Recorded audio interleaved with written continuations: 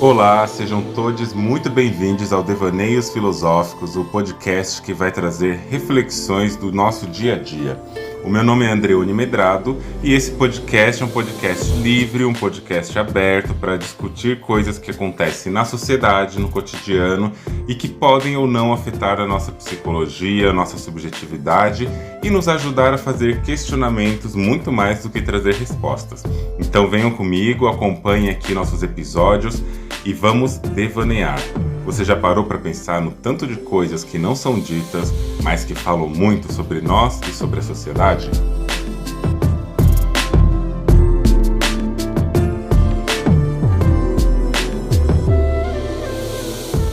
Você conhece aquelas pessoas que se consideram homens e que se identificam como homens heterossexuais, cisgêneros, que eles sempre têm um comportamento muito heteronormativo, um comportamento que sempre é validado nesse lugar de, segundo a linguagem deles, eu sou homem de verdade, eu sim sou homem, eu faço coisas de homens e assim por diante. Você conhece algum homem que é desse jeito? E você sabe dizer, por exemplo, como que são os meios onde estes homens convivem? É sobre isso que eu quero falar hoje aqui, mas eu já preciso adiantar, né? Se você quiser ouvir esse podcast, esse episódio especificamente, e tiver crianças aí perto, ou outras pessoas que você acha que são perigosas de ouvir, eu considero que você pense a respeito e, se quiser, coloque um fone de ouvido, mas saiba, terão cenas e falas muito explícitas a partir de agora. Pois bem, o homem heterossexual, a heterossexualidade, esse pacto, né, da cis-heteronormatividade, ele constrói, como eu já falei em alguns episódios anteriores, principalmente naquele episódio que eu falo dos grupos reflexivos de masculinidade, vai construir um ideal de ser humano, um ideal de homem, de gênero, de identidade de gênero, que precisa o tempo todo ser protegida, ser falada, ser afirmada insistentemente, para que ela possa ser aceita e mantida no seu estatuto. Mas o que a gente tem que pensar? Num sistema como o nosso, o sistema com C, em que as pessoas, a sociedade aprendeu, configurou e insistentemente reforça o estatuto cis-heteronormativo, uma pessoa ser heterossexual é uma pessoa deter certos privilégios sociais, ou então é uma pessoa que vai deter, de alguma forma, falando apenas da orientação sexual, da sexualidade dessa pessoa, uma pessoa heterossexual é uma pessoa que está dentro dos ditames de uma certa sociedade que é heteronormativa. O que isso significa? Que nesse meio, que nessa instância reguladora da sexualidade, que é a heteronormatividade, essa pessoa não vai sofrer preconceitos, impedimentos, espancamentos, rejeições, não vai perder a sua rede de apoio e não vai perder suas redes de afetos por conta da sua orientação sexual exclusivamente. Então, do ponto de vista da sexualidade e da orientação sexual, manter sobre si bem rígida e bem forte o título de heterossexualidade pode conferir certos espaços, certos acessos e certas vantagens. Para todo mundo? Não. E eu não estou dizendo que todas as pessoas heterossexuais desfrutam de privilégios e vantagens sociais só porque são heterossexuais. Mas há que se entender aqui, né, pelo menos para esse momento da nossa conversa, que quando a gente está falando de heterossexualidade, diante de todas as outras possibilidades de orientação ou de sexualidade, nós estamos falando de um lugar de poder, de um lugar de vantagens, e disso não podemos ter a menor dúvida. Desde um acolhimento social, desde um incentivo às práticas sociais de sexualidade que pode acontecer explícitas ou silenciosamente, é o heteronormativo que é colocado. É o heteronormativo que é posto como a norma, como a regra. O que é uma pessoa heterossexual nas definições mais brutas que a gente pode pensar? Uma pessoa heterossexual é uma pessoa que se atrai pelo gênero ou pelo sexo diferente do dela. Aqui eu prefiro dizer que ela se atrai pelo gênero diferente do dela, mas numa linguagem popular, as pessoas acham que sexo e gênero é a mesma coisa, e não é. Logo menos vem um episódio aí bem interessante sobre isso. Mas o que que seria além disso? Porque não é só o hétero, que vem da palavra diferente, e sexual, que vem de sexualidade ou de sexo propriamente dito, mas que poderia ser entendido como gênero. Heterossexual não é simplesmente uma pessoa que se atrai por um outro gênero diferente do seu, e apenas por um outro diferente do seu. Existe toda uma construção epistemológica, ou seja, da ordem da produção do saber, e existe também uma construção, um discurso muito histórico, que passa pela medicina, que passa pela psicologia, pela psiquiatria, pela história da sexualidade, que vai construir o heterossexual em um lugar muito específico. Dentro de um sistema que ele é cisgênero, cis-heteronormativo, heterossexual é um homem que se atrai por uma mulher ou uma mulher que se atrai por um homem. Por mais que possam querer pegar o sentido específico da palavra hétero, o que se lê na nossa sociedade como heterossexual e o que estarei falando aqui sobre heterossexualidade diz respeito a homens que se atraem por mulheres e mulheres que se atraem por homens. E aqui ainda acho que dá pra gente reforçar ainda um outro ponto. Homens e mulheres cis. Esse é um ponto. Só pra dizer, eu não defendo tanto essa noção de orientação sexual, não. Eu acho que existem muitas caixinhas onde estão colocando com força a ideia de orientação sexual, só que elas giram em torno ainda do hétero e da definição do que é o hétero para partir para as outras. Então, tem muitas nuances que a gente pode discutir e que provavelmente a gente vai discutir ao longo de outros episódios. Mas esse aqui, especificamente, eu quero chamar atenção para um ponto, e que eu quero deixar ele colocado desde o começo. O homem cis heterossexual não necessariamente gosta de mulheres. E pra gente encurtar as falas, o que eu chamar de homem hétero, eu tô falando do homem cis, tá bom? Então, o homem hétero não necessariamente gosta da mulher. O homem hétero não está necessariamente atraído por mulheres. Eu arrisco meu palpite de que o homem hétero, ele gosta de outros homens. Só que esse hétero, essa heterossexualidade, ela vem para conferir a este indivíduo o título de um homem hétero, que é o título aclamado e favorecido e até patrocinado na sociedade, e eles precisam manter esse título. Eles precisam ser cada vez mais hétero na sua suposta desejabilidade, no seu suposto desejo, na construção do gosto. E ele, para ser um homem de verdade, ele vai ser o quê? Um homem lido como heterossexual, um homem lido como homem masculino, nas suas dinâmicas, na sua maneira de vestir, de falar, de pensar, de se expressar, de expressar o próprio corpo, no seu gosto, e em tudo isso. É um homem que, dentro das formações de construção de uma masculinidade, vai gostar de coisas mais duras, do tipo profissões mais arriscadas, vai gostar de esportes onde envolva muita força, muita propulsão. Eles vão gostar de esportes arriscados, vão gostar de carros, de futebol, vão gostar de agressividade, filmes de guerra, filmes de muita violência, filmes desses tipos aí de super-heróis da Marvel, essa coisa toda. Vão gostar de videogame e etc. Quer dizer que estas coisas são coisas de homem? Na minha opinião, não são. Na minha opinião, é coisa de gente. Mas que, inegavelmente, nessa construção teórica, conceitual e social do gosto e da masculinidade, estes elementos foram significados ao longo do tempo para pertencerem a uma dinâmica que se propõe masculina. Então, são homens que, na maioria dos casos, não vão querer construir para si atributos e estar em contato com atributos que são socialmente tidos como de mulheres. Tem homens que sim, vão ali, vão gostar de cozinhar, vão gostar de jardinagem, vão gostar de uma arte mais sensível, vão gostar de coisas mais sensíveis. Não quer dizer que por isso ele não exerça, socialmente falando, um papel de homem no patriarcado. Existem várias outras dinâmicas que aí a gente pode pensar num outro episódio, talvez emendando nesse, não sei, vou pensar, sobre o esquerdomacho. Porque se a gente está falando da broderagem, e a gente vai entender que broderagem, eu joguei aqui esse tema, né? Joguei a ideia.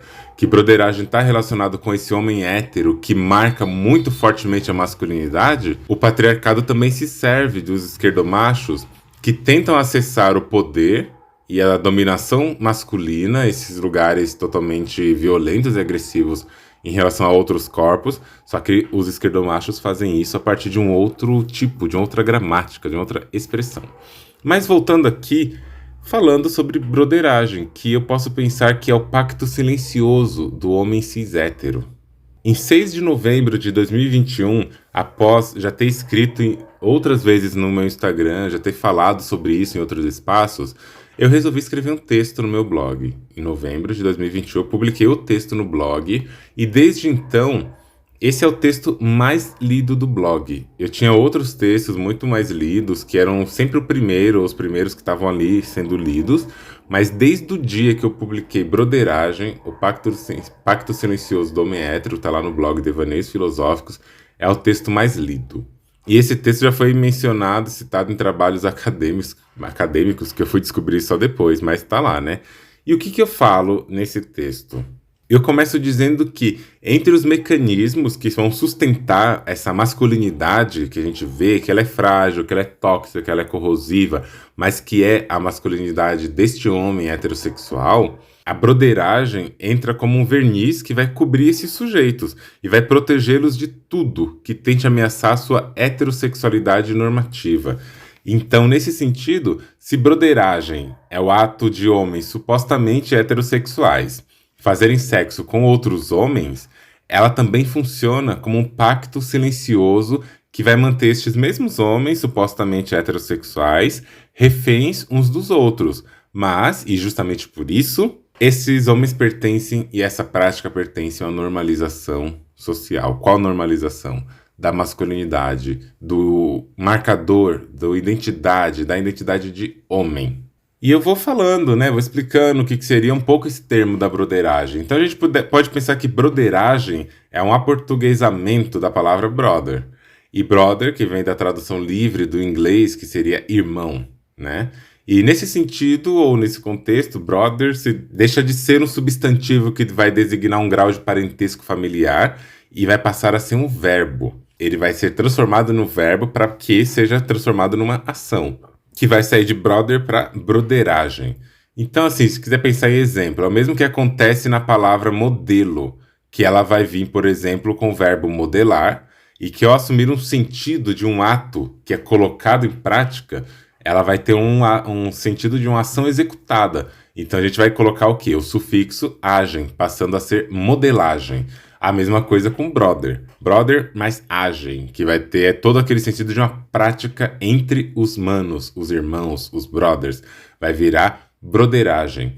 Logo, o sentido que isso tem aqui não é de consanguinidade, é de irmandade, de parceria, de coleguismo e de desejo, de atração, de sexo. E no contexto mais prático, broderagem é quando dois homens cis héteros que se identificam socialmente como homens heterossexuais e que reafirmam a sua identidade socialmente e que convencionalmente são homens que se atraem sexualmente por mulheres, que é o que eu expliquei sobre o que chamam de heterossexualidade, estes homens vão ter relações sexuais que necessariamente envolvem o sigilo.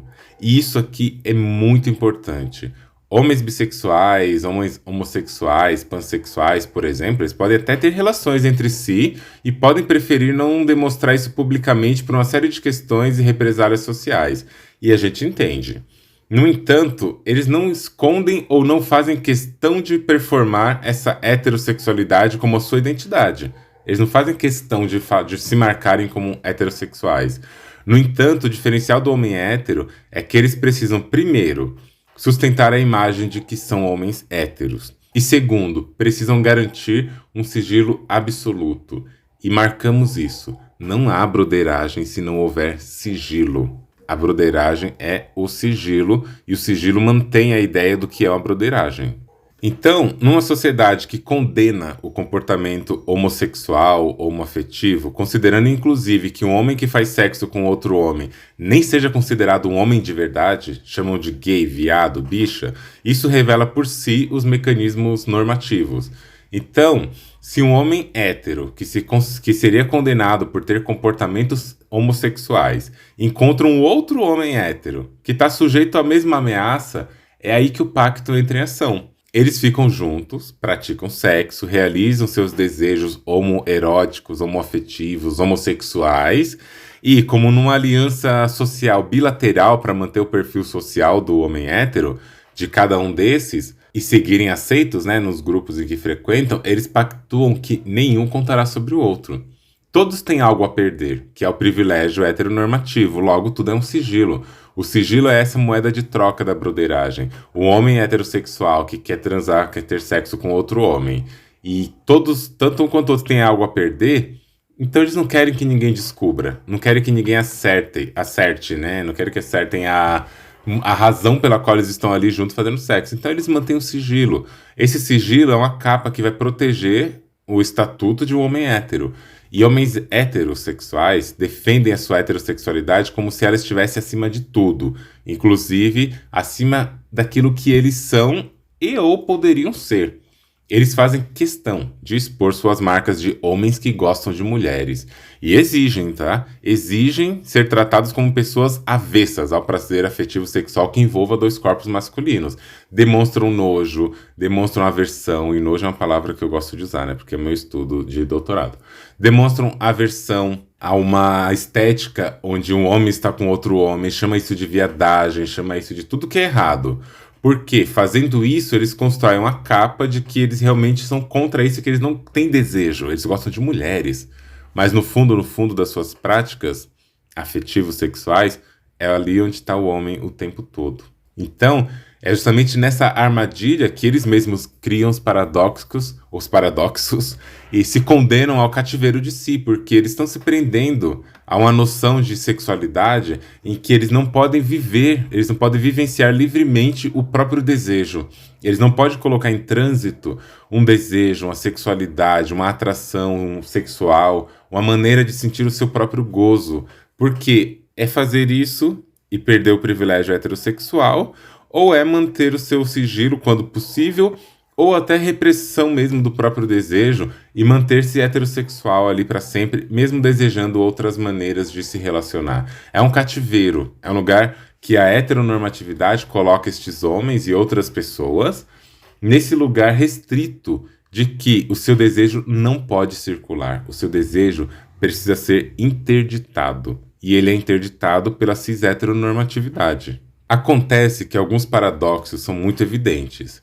Esses homens sigilosos, vamos chamar aqui que eles da espécie, como eu falo ali no texto, homo sigilosos, não é nem homo sapiens, homo sigilosos, e que eles dizem gostar tanto de mulheres, são os mesmos homens que as objetificam, que não as reconhecem como pessoas dotadas de autonomia, de intelectualidade, de direitos.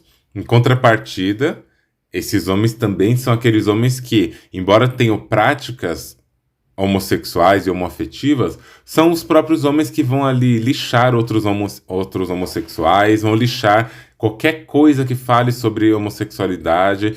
Isso a gente vê, por exemplo, em casos de pessoas famosas, que não vou citar nomes, porque vocês podem conhecer vários por aí, pessoas famosas, ou pessoas das suas redes de convivência. Pensa aí se você conhece alguém que é assim. Alguém que a vida inteira defendeu e que foi contra a ideia da homossexualidade, que ser gay tá errado porque o certo é homem com mulher, o resto é gambiarra, já ouvi tanto essas frases. E que homem com homem tem que ser eliminado. Só que estes mesmos homens que falam isso, em algum momento são pegos, são descobertos, porque eles tentaram sigilo, mas são descobertos em seus comportamentos homossexuais. Eu já conheci pessoas que me procuraram, que falaram comigo, que trouxeram seus relatos e que falaram que eram pessoas que tinham um casamento, mantinham a estética social completa de um homem cis, hétero, sempre muito másculo, sempre demonstrando aquela heterossexualidade compulsória e mostrando o quanto amava a sua mulher e as mulheres, mas que no sigilo se relacionava com outros homens. E se relacionava sexual, íntima e longamente com outros homens. Broderagem. Apesar desses homens, o tempo todo, construírem esse ideal, essa função normativa do que é o seu prazer, do que é o que eles gostam, que é mulheres, né? Que são homens másculos, que falam que transaram com uma, com duas, que pegaram 3, 4 na balada, que já comeu não sei quantas, porque essa é a gramática, né, desse desejo compulsório artificial destes homens, apesar de tudo isso, de colocarem a mulher como símbolo nas suas músicas, nas suas canções, esse símbolo ele é esteticamente de uma dominação e de um troféu exibicionista. Porque o que acontece na prática material das coisas é que estes homens, como eu falava no começo, nem sei se eles gostam mesmo de mulheres, porque tudo que eles veneram é masculino. Eles adoram o pênis, eles adoram, sobretudo, exibi-los como um objeto de poder. O pênis, o pau, é uma coisa que vai classificar esses homens no quanto eles são bons, a partir, por exemplo, do tamanho. A partir, por exemplo, do quanto isso entra na conversa, o quanto eles transaram, o quanto eles comeram mulheres, o quanto eles fizeram sei lá o quê, vai mostrar o quanto mais masculinos eles são. Então você percebe que, apesar de falar tudo isso de mulheres, de colocarem mulheres como algo que realmente eles gostam, a prática heteronormativa masculina, ela tem a mulher como um validador da sexualidade e da masculinidade artificial desses homens. E há um validador que, ao mesmo tempo que confere para eles essa identidade heterossexual, confere para eles um lugar social privilegiado do homem heterossexual. Como eu dizia, o que eles veneram é sempre algo masculino. Eles veneram a lei do pênis, que é isso que eu falei, que é totalmente presente em quase todos os grupos de conversa de homens. Eles veneram também ambientes e espaços homocentrados, o futebol masculino, o encontro para aquelas resenhas somente entre homens. Eles cultuam, eles adoram, eles se encantam por atores, cantores, escritores, produtores, todos masculinos, todos homens, e com a performance masculina dentro do mais esperado para o homem viril, o vulgo homem macho. No caso de homens brancos, né, principalmente. E aí que entra, né? Não é que eles adoram homens, então eles vão gostar de homens que são gays. Não, eles não escutam homens gays. Eles escutam homens que, no mínimo, não se identificam como gays publicamente. Eles gostam do homem.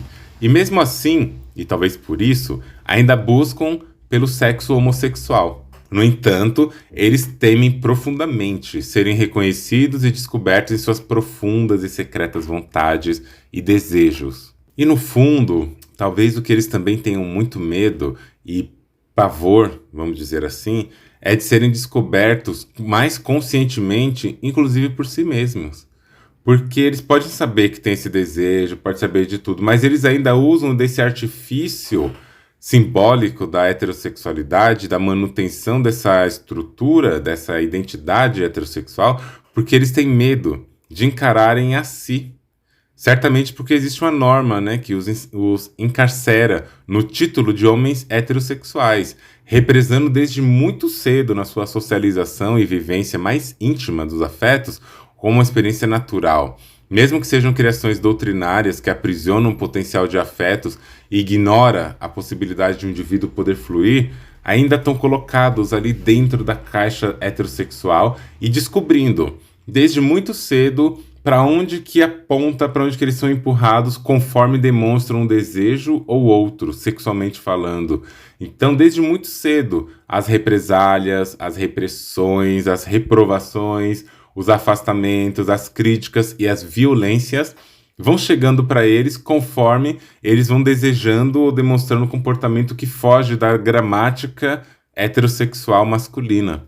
E isso faz com que alguns homens se mantenham dentro dessa gramática, mesmo contra sua vontade. Alguns homens vão aprender a gostar de estar nesse lugar, vão aprender que a sua sexualidade é bem aceita, é bem realizada transando com mulheres, e alguns vão não gostando de transar com mulheres ou com outros corpos, se atraindo mais por pênis mesmo e por pessoas com pênis, mas que não se identificam como homens. Essas atrações vão ser silenciadas, abafadas, congeladas e o tempo todo elas vão ser controladas. Isso é uma questão da heterossexualidade compulsória. E em muitos casos, esses homens que eu estou falando aqui não são homens solteiros, não são homens que não estão num relacionamento com ninguém, mas que mantêm a sua heterossexualidade ali evidente para não ter lixamentos ou para não perder fluidez sociais. Grande parte desses casos são homens comprometidos em relações afetivos sexuais com mulheres. Eles já perceberam essa necessidade de poder se colocar enquanto pessoas que estão numa ética, numa estética heteronormativa, e é justamente isso que talvez usem como por um lado, a maneira de reforçar sua identidade e afastar as sombras do questionamento, e por outro lado, uma vez que estão seguros nesse espaço de afeto, de desejabilidade, de aceitação e inclusão social, inclusão nem é a palavra, né? Adequação social, eles também vão lá e vão ter relações com outros homens. Por quê? Pouco vai ser desconfiança em relação a isso. E não sei se precisaria dizer, né? Mas não bastasse esses detalhes, a gente deve acrescentar o fato de que essas companheiras, essas pessoas com quem esses homens se relacionam, não sabem de seus comportamentos homoafetivos. Ou seja, para além de qualquer perspectiva moralista, existe mesmo assim a quebra de pacto estabelecido entre os pares, homens e mulheres, já que eles também, em sua maioria, são monogâmicos, ou no mínimo não informam suas companheiras de seus atos, né? Tendo em vista novamente a necessidade primordial de ser tudo no sigilo.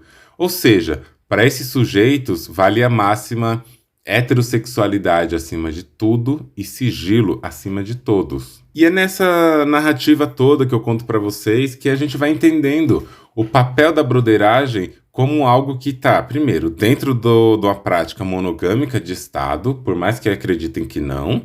A heterossexualidade, a cis-heteronormatividade, elas participam da construção e da manutenção da monogamia enquanto um sistema que vai controlar sexualidades e afetos, desejos e emoções, e vai dar para certas pessoas validade social, vai dar fluidez, vai dar espaço, vai dar o direito dessas pessoas de conseguirem fluir socialmente, porque são heterossexuais. E segundo, que a gente vai pensando que o fato de existir essa broderagem, esse pacto, ele se mantém porque, assim como todo pacto, ele proporciona à classe que está envolvida nesse pacto vantagens, privilégios e manutenções de privilégios. Assim como Cida Bento vai falar sobre o pacto da branquitude, que ela vai dizer as pessoas brancas não se reúnem no segredo da madrugada para estabelecerem o que eles querem combinar ou o que eles não querem. Isso é instaurado, é instituído socialmente, historicamente. E essa instituição da branquitude, ela se dá ao passo que as pessoas brancas entre si vão reforçando o tempo todo a proteção que uma dá à outra. As pessoas brancas não vão se denunciar nos seus racismos, as pessoas brancas vão contratar, vão chamar, vão privilegiar, vão dar vantagens a outras pessoas brancas, as pessoas brancas vão se proteger, vão proteger os atos racistas e os atos de desigualdade que vai acontecer entre essas pessoas brancas, ou seja, tem um pacto. Qual é o pacto? Tá todo mundo junto. Ninguém trai ninguém aqui, e se precisar a gente mente, se precisar a gente mata, se precisar a gente ofende, mas brancos unidos jamais serão vencidos. Essa é a lógica desse pacto. E assim como outros pactos, como o pacto do homem cis heterossexual. O homem cis heterossexual tem na broderagem o pacto que sustenta historicamente e socialmente a ideia de um homem. Principalmente nos momentos que a gente está vivendo, onde a masculinidade tem sido sempre questionada de um lugar que os homens não questionam. Reparem, homens raramente questionam a sexualidade e a masculinidade de um lugar real. Eles vão questionar da boca para fora. A gente tem o caso de Daniel Alves, a gente tem o caso que a gente vê instituído nas relações de poder, onde os homens sabem que seus amigos são abusivos, sabem que são estupradores, mas eles se juntam para fazer o quê? Pagar uma fiança de milhões de reais para soltar um homem que foi estuprador. Por quê? Porque existe um pacto. E a broderagem a gente pode entender, e eu acho que vale a pena a gente entender, como algo que ultrapassa também o limite do sexual. A broderagem pode ser entendida como esse pacto que coloca o homem em pactos com outros homens.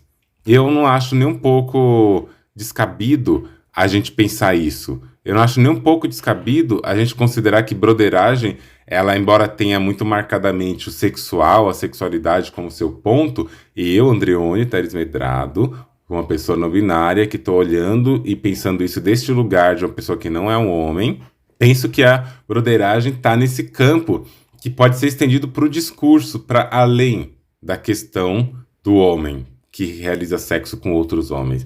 Ela é uma questão de manutenção da classe heterossexual. E é isso que é importante pensar. Só que como o homem e a masculinidade do homem, ela é muito produzida a partir do erótico, do sexual, da sexualização, da violência e da violação sexual. Isso a gente pode ver no livro Annie McClintock, né, que é aquele livro Couro Imperial e que eu falo nos meus cursos. Essa construção da feminilização de um terreno, do globo, das terras, das coisas, para poder invadi-la e penetrar e violar, é uma construção do patriarcado. É uma construção masculina, masculinizante da sociedade e da vida. E o homem se constrói nesse lugar. Então o sexual tem esse poder, tem essa aderência e tem essa representação simbólica, metafórica, mas também muito prática do que é esse tipo de comportamento. E para vocês terem ideia de como que essas coisas aparecem no dia a dia, como que nas redes sociais aparece essa coisa, sabe, de homens e mulheres, e de sexualidades, e etc., a broderagem, ela está espalhada por aí. Os homens heterossexuais que fazem a broderagem, esses brothers, estão em toda parte. Tem, por exemplo, eu tiro alguns prints e recebo e coleto alguns prints de um perfil no Tinder que o nome da pessoa tá sigilo. É a foto da peitoral até a parte da cintura, mostrando uma samba canção azul, e tá lá escrito sigilo. E a bio que a pessoa coloca é: alguma mina já usou a boca para te engolir até a base? Te garanto que faço isso melhor que ela nesse aspecto. Sou um cara que curto muito mulheres, então podemos ver se descolamos uma amiga, não tenho, para ver se nos divertimos juntos. Sou mestre e viciado em usar uma mamadeira, mas com uma condição: tudo no sigilo total. E se nos vermos na rua, tranquilidade, mano, pois não nos conhecemos e para todos os efeitos nada aconteceu. Eu sou um homem, tá escrito em letras garrafais aqui no perfil. Aí na base ali tá escrito hétero curioso, 1,78 m. Essas são as formas que os homens se colocam na internet para falarem de si, para mostrarem que, olha, eu gosto de mulheres, mas eu sou muito bom em sexo com outros homens, porém, silêncio, por favor. Aqui uma outra pessoa de 24 anos, tá ali na sua bio bem curtinha. Procura uma pessoa que queira ter uma brincadeira íntima, casual e sigilosa. Observação: tenho namorada e não sou o cara da foto. Aí tem outro print de uma conversa online que é: ela tá online, mas não sei, não quer falar comigo. O que eu faço? Ah, sei lá, manda a foto do seu pau. Ah, não, manda você primeiro. Aí a outra pessoa responde: é pra ela, seu animal. Aí ele: ah, entendi. Então, isso aqui eu trouxe para falar que existe um comportamento de código simbólico que vai marcar broderagem também nesse lugar. É um código do tipo, igual a gente viu aqui. A broderagem, como ela é um pacto silencioso, e pode ser que nem todo homem esteja disposto a revelar o seu pacto ou a pactuar com isso em todos os espaços, tem que ter uma jogada. E aqui na jogada é essa, né? Uma pessoa começa falando de que uma mulher tá online e não quer falar com ele, o que ele faz? Aí o outro diz: manda foto do seu pau pra ela. Só que qual que é a jogada que esse primeiro cara fez? Ele falou assim: bom, vamos ver, né? E ele fala: manda você primeiro.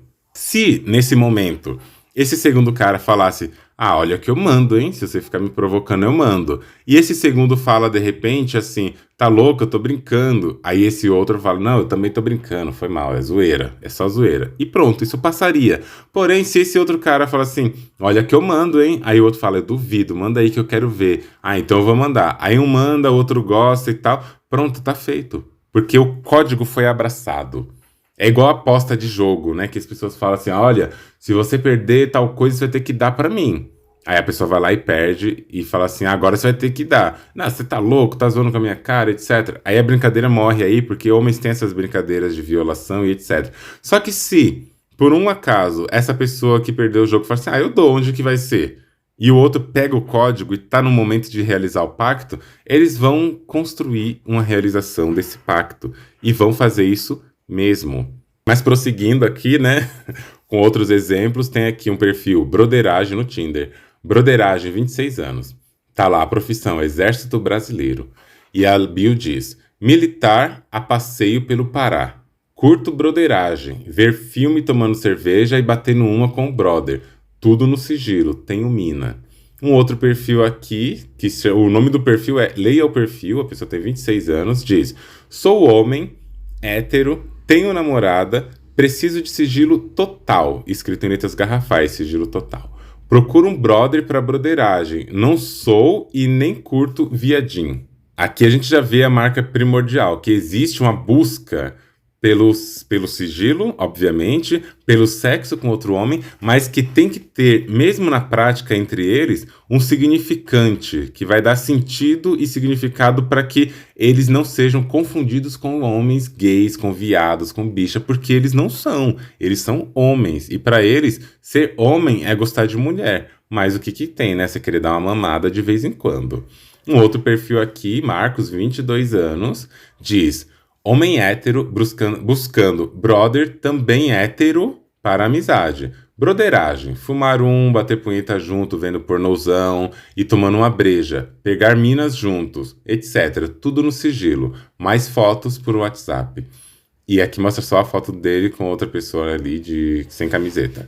E aqui a gente vai caminhando de novo nesse mesmo contexto em que o homem hétero, ele precisa de um outro homem hétero, porque encontrando outro homem hétero, ele encontra alguém que pode assinar o pacto de verdade. Porque se ele sai com um gay, e o gay fala, eu transei com outro homem, não é um problema pra ele não vai perder mais. Ele já perdeu, né? Ele já tá numa sociedade homofóbica. Mas o hétero precisa de um outro hétero, ou na linguagem deles, de um outro homem, para isso. Então perceba que sempre eles estão usando desse significado da sua sexualidade. Eles sempre estão agindo nesse lugar de, primeiro, reafirmar que são homens, que são héteros e que têm mulheres, para mostrar que realmente eles são héteros. E se eles realmente são héteros e encontram outros que também realmente são, aí o que acontece? O pacto pode ser assinado. O pacto precisa de pessoas que tenham coisas a perder para que mantenham esse pacto mais firme o máximo de tempo possível. Um print aqui de conversa de aplicativo, né? Uma pessoa diz: tá bem, é gay? Aí a pessoa fala: não, e você? Também não. Mas eu curto no sigilo, tá ligado? Aí dá uma risadinha. Ou seja, não é gay, mas curte no sigilo. E aí a gente vai para um outro perfil de Tinder. O nome do perfil: sou homem sigiloso. A pessoa tem 24 anos. E na bio, nas identificações de profissão, etc., identidade, está escrito: atenção, eu sou homem. E a bio da pessoa, de novo, né? Porque o perfil chama sou homem sigiloso. Na descrição ali de qualidades, atenção, eu sou um homem. Aí na bio, a pessoa escreve: sou homem, hétero, gosto de mulher, mas não bebo, não fumo. E uma vez ou outra curto uma brincadeira H com H. Vocês sabem, né? Homem com homem. Só acontece se o cara for brother meu. Proibido suruba, homenagem, proibido drogas e fumantes, proibido programa, proibido vulgaridade, proibido ser agora ou hoje, proibido começar papo falando de putaria. Vamos trocar uma ideia, um papo bacana, beleza? Sou realmente um cara do bem. Cidadão do bem, né? Sempre esses cidadãos do bem estão aí fazendo essas coisas. Observação: esse lance só rola se houver amizade, afinidade, sigilo e respeito. De novo, todos os atributos que eu falava antes estão aqui aparecendo na descrição, na gramática, na maneira como eles se posicionam socialmente. Aí tá aqui outros recortes de perfil que aparecem no Tinder, né? Que em vez de fotos eles colocam frases.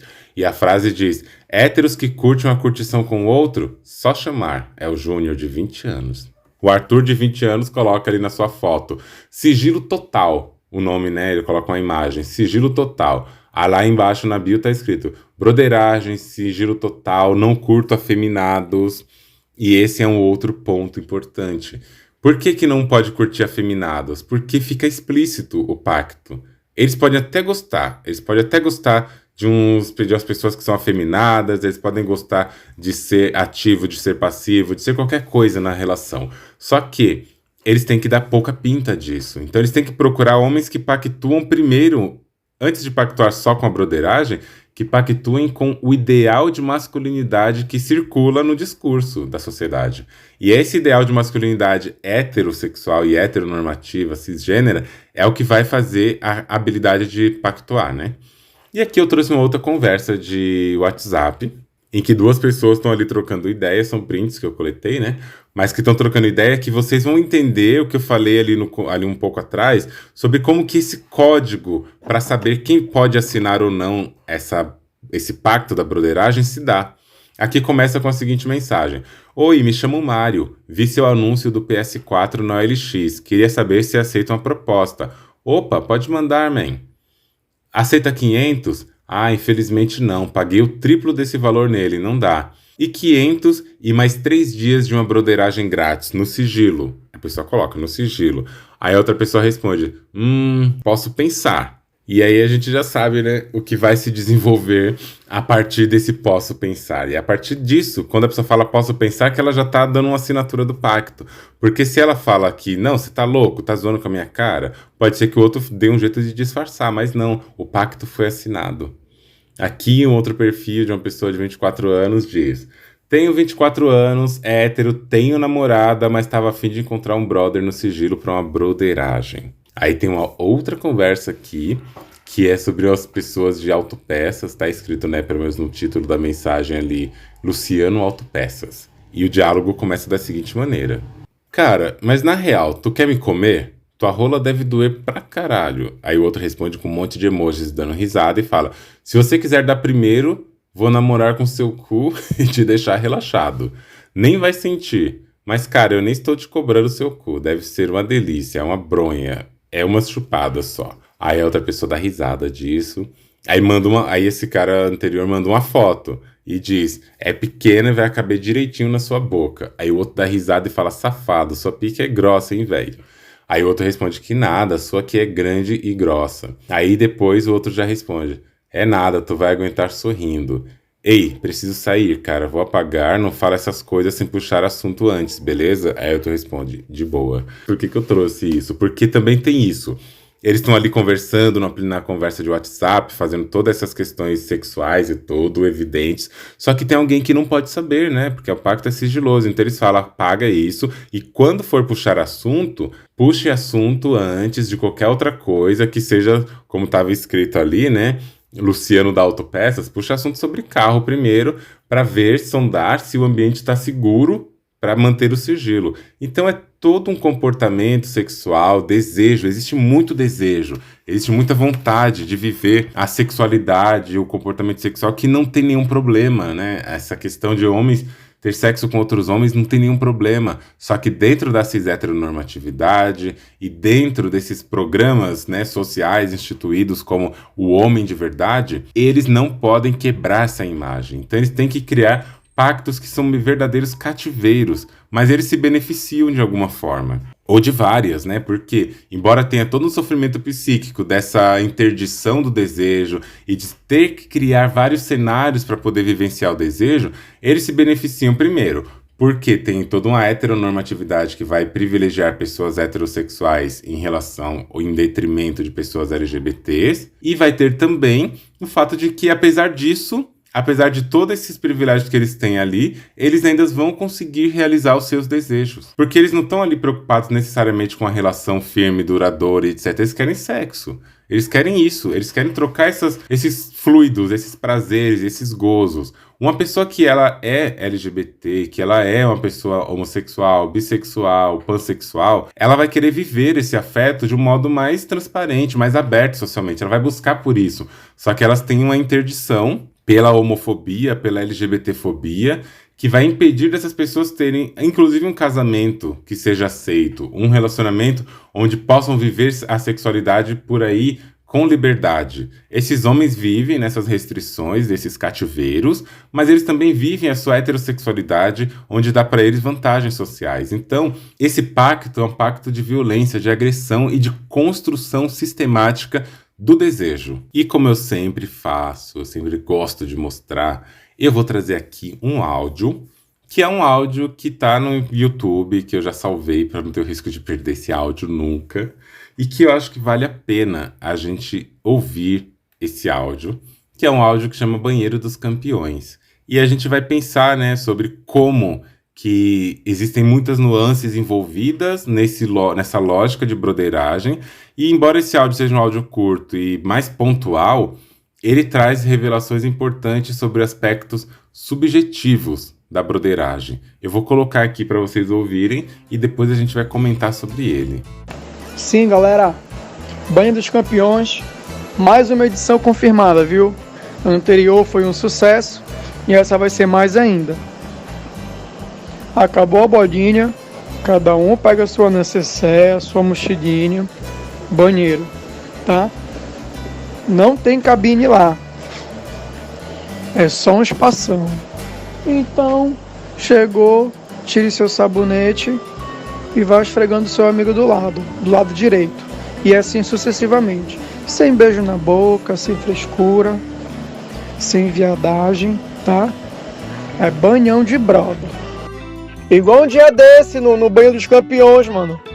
Aí, porra, a gente, na maior broderagem mesmo, coisa de brother, de macho, caralho. Um batendo punheta forte pro outro, né? Sem carinho, na pegada. Aí punhetão. Aí um maluco não tentou beijar o outro na boca? E o mano dele foi um pauzão no peito dele. Pau! Sai fora. Quer chupar, chupa. Agora não gosta de beijar não. Chupa o pau do cara aí na moral sem viadagem. E mano, foi a maior onda no Banho dos Campeões, maior cagada. Amigos, só tô passando aqui para explicar as regras do Banho dos Campeões. Tem regra? Tem. É organizado, é um evento bom, então tem regras. Única regra, não pode beijar na boca. Ah, mas pode ter penetração? Pode. Ah, mas pode enfiar o dedo no toba? Pode, vai estar ensaboado. Pode ir. Ah, mas é frescura dar uma mamada? Não é.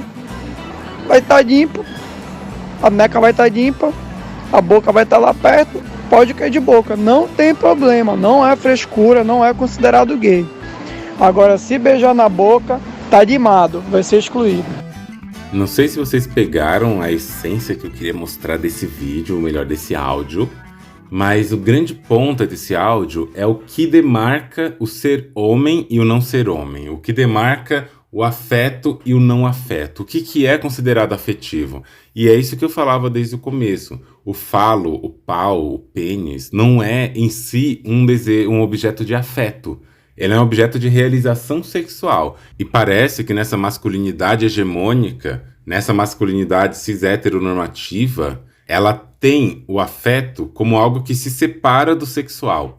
Você pode ter um afeto sem sexo, você pode ter um sexo sem afeto, e é quase que não é que você pode, você tem, no caso dos homens. O que eles dizem ser afeto por mulheres, na verdade eu coloco aqui como uma marcação afetiva, e não o afeto em si. Porque o afeto não se transforma num desejo, numa presença, numa empatia. Não tem isso envolvido. Tem a utilização dessa mulher, dessa imagem, dessa figura dessa mulher.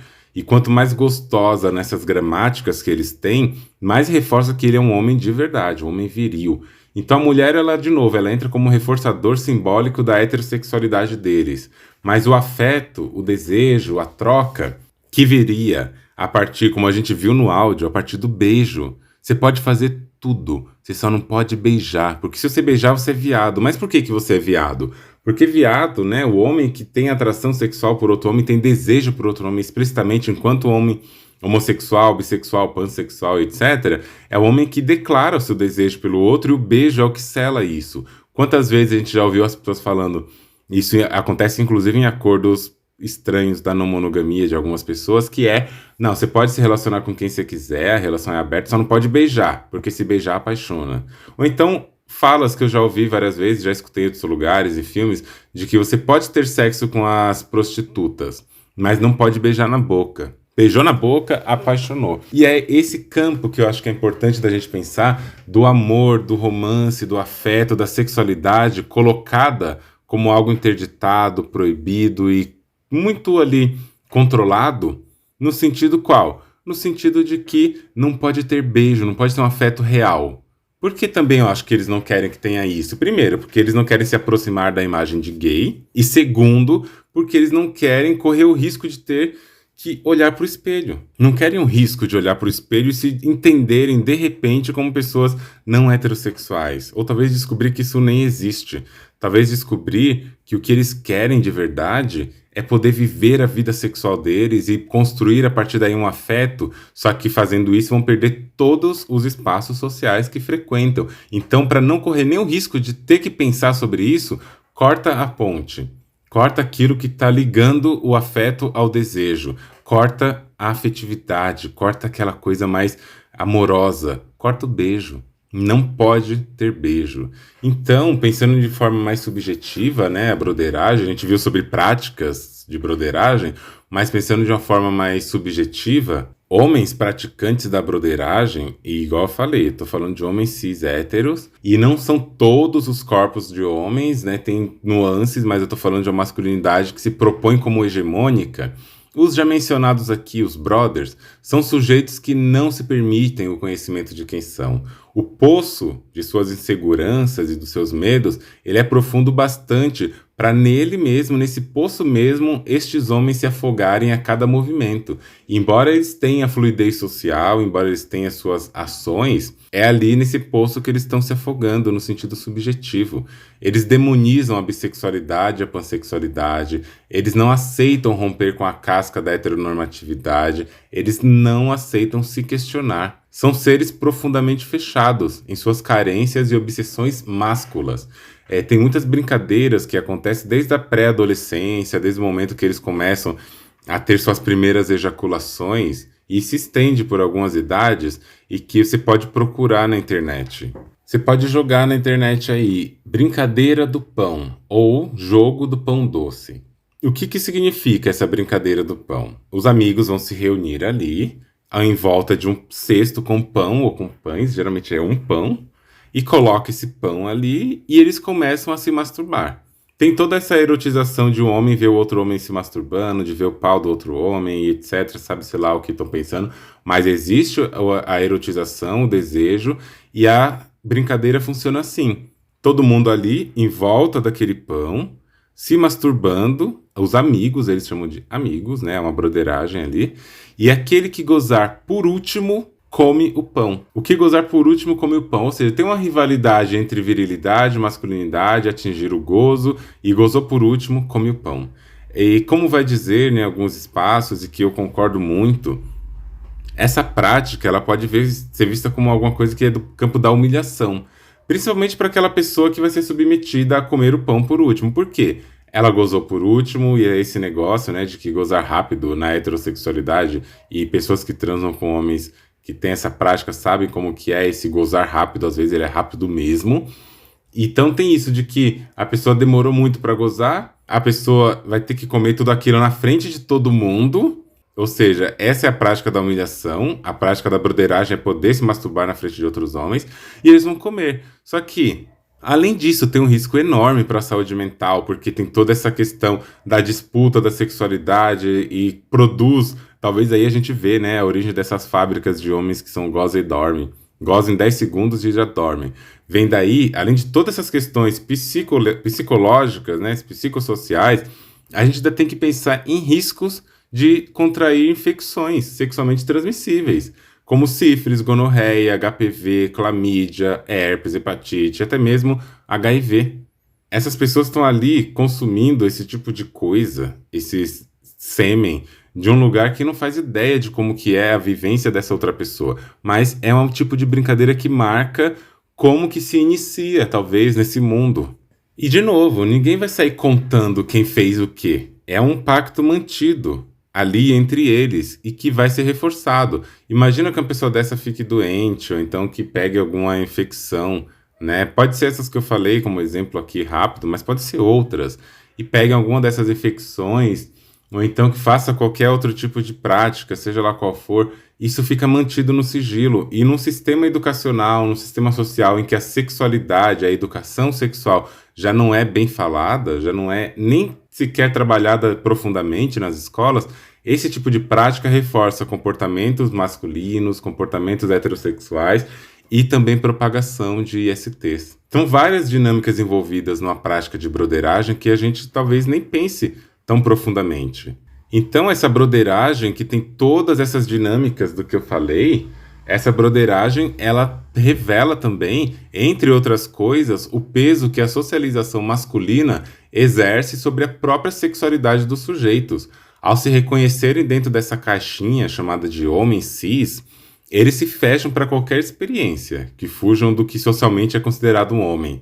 O que muitos não levam em conta e que deveriam é que um sujeito não é menos homem porque ele é homossexual, bissexual, pansexual ou assexual. Essas particularidades, essas identidades não dizem respeito à masculinidade, mas a uma atratividade afetivo-sexual que pertence a indivíduos de modo geral. Então, quando o homem acredita que precisa manter o sigilo absoluto dos seus atos homossexuais, valendo inclusive ou principalmente de enganar as suas parcerias sexuais, no caso as mulheres, né, ao realizarem sexo com outros homens de um jeito escondido e sigiloso, isso pode ter várias interpretações. Algumas delas são as que eu trago aqui nesse episódio, mas elas podem ter muitas outras. E o campo que passa ali, que está permeando afeto, desejo, sexualidade, masculinidade, ele é complexo. Não pode beijar na boca, você pode fazer tudo, pode ter penetração, pode ter oral, pode ter tudo, menos beijar na boca. Você tem que ser hétero, a outra pessoa também. Você tem que gostar de mulher, a outra pessoa também. Isso traz até algumas coisas, como a gente viu nos relatos, né? De homens que querem sair para transar em grupos, sexos grupais, que é um outro modo também de assinar o pacto da broderagem. Porque você tá ali no ato sexual com outros homens, então você faz um monte de coisa ali junto, porque tá todo mundo junto, homens e mulheres, então na verdade você não quer necessariamente transar com outras mulheres apenas, ou nem quer isso. Você vai lá porque você tá em contato com o seu brother, com o pau do seu brother, com o corpo dele, e pode acontecer muita coisa.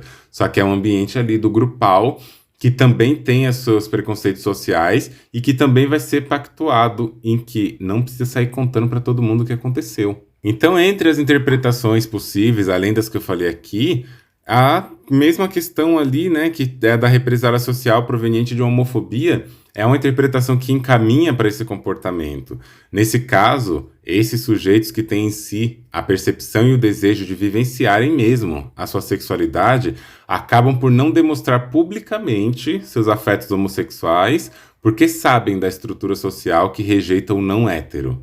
Por outro lado, quando se fala da broderagem, o mecanismo pode ter até uma aparência semelhante, que seria evitar repressões e retaliações sociais, né? No entanto, não deve ser confundida a essência da coisa, ou a motivação central do comportamento. Na broderagem, o que tenta se proteger é a imagem heterossexual difundida por seus praticantes. É proteger esse lugar discursivo de ser homem na sociedade, de ser homem hétero. É isso que a broderagem protege enquanto um mecanismo, enquanto um fenômeno social na sexualidade. E entre muitos outros, um dos produtos que emergem desse caldo de negações e repressões, tanto externas quanto internas, é, de um lado, o conjunto de homens que não se permitem conhecer seus corpos e seus desejos com mais intensidade e abertura e honestidade. Eles não conseguem sentir seus prazeres com mais leveza, eles são criaturas realmente reprimidas em várias dimensões que vão expressar isso a partir da sua raiva, da sua agressividade, da dominação e de várias outras coisas, que é tudo que o sistema cis heteronormativo patriarcal proporciona para esses homens, e de outro lado estão os efeitos gerados sobre todas as pessoas que se relacionam com estes homens. Suas companheiras não são necessariamente desejadas pelo que são enquanto mulheres, enquanto pessoas, seres humanos. Como eu já disse, muitas vezes seus papéis enquanto companheiras são restritos ou primordialmente alocados ao posto de dispositivos sexuais afirmativos. Falando de um outro jeito, essas companheiras são acionadas quase que exclusivamente para afirmar que aquele homem, o brother, gosta de mulheres. O problema disso é, entre muitos outros, que, mais uma vez, as mulheres não são valorizadas, não são lidas por homens, não são ouvidas nem consideradas em sua totalidade, talvez nem em sua parcialidade, e não são nada que não esteja dentro do campo erótico-sexual de uso. Obviamente que isso vai contribuir para o feminicídio, para a misoginia e para muitos casos de violências domésticas, porque se um corpo na sociedade não é reconhecido como um corpo humano, ele passa a ser autorizado como corpo matável. Essa é a lógica perversa e colonial que tem construído estados genocidas. Todo corpo que ele é desumanizado, que ele é removido do campo do afeto, do desejo, do corpo que tem afeto e que é afetado, todo esse corpo que é tirado de sua humanidade e é colocado no campo de uma fetichização, no campo de uma estética de uso e de consumo, e de utilitarismo, de utilidade, eles serão considerados corpos matáveis. Isso a gente observa no caso de vários corpos. Pessoas negras, indígenas, amarelas, corpos femininos, corpos travestis, corpos intersexos, entre outros. E esses somam o maior número de mortes por homicídio, por feminicídio, transfeminicídio, por homofobia no Brasil, e que se estende por muitos anos.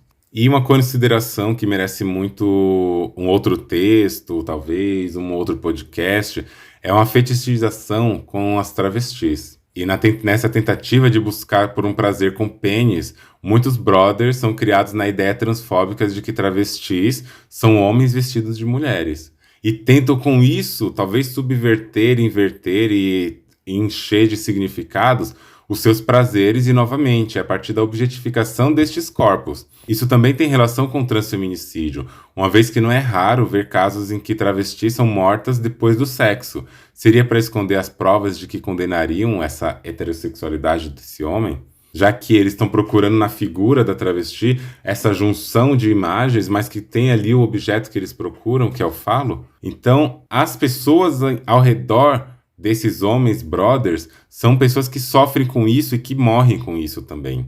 E a gente precisa discutir essa lógica que está envolvida nessa construção da masculinidade, nessa construção do masculino. Eu já falei e recomendo novamente. Tem um episódio aqui que chama Grupos Reflexivos de Masculinidades, que eu vou falar por que eu acho que esses grupos estão falhando e muito. Porque eles não estão discutindo violência de gênero. Eles não estão discutindo patriarcado na sua profundidade, num lugar de desistência do patriarcado, de quebra, de enfrentamento. Talvez eles estão discutindo ali só como se manterem cada vez mais intensos nessas práticas. E tem que questionar. Tem que questionar. Porque num sistema que opera em diferentes dimensões, um fenômeno social nunca atua sozinho. Tampouco ele vai afetar apenas uma dimensão no tecido sociocultural. E o fenômeno da broderagem é um desses que atua em diferentes níveis. Esse podcast e o texto que eu tenho lá no meu blog, que também está na base desse podcast, que esse episódio, ele fala sobre isso. Ele tem o objetivo de suscitar o debate acerca do fenômeno e não de encerrar o debate. E broderagem é o nome dado ao desejo dos homens de viver a sua sexualidade, mas que, para não perder o lugar de privilégio heterossexual, cisgênero, eles vão se submeter à mais profunda atitude degradante, que é negar quem podem ser e negar o que eles podem sentir. Tudo isso em favor de um sistema de violências masculinas. Você já parou para pensar sobre isso? É isso por hoje, pessoal. Espero que vocês tenham gostado desse episódio. Lembrando que vocês podem seguir o meu perfil no Instagram, andreone.medrado, e você também pode seguir no Twitter, que tá andre1medrado.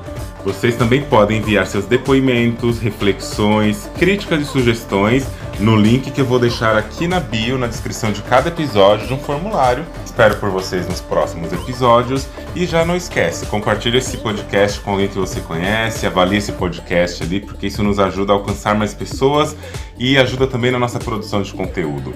Vejo vocês em breve e um grande beijo e até mais. Você já parou para pensar?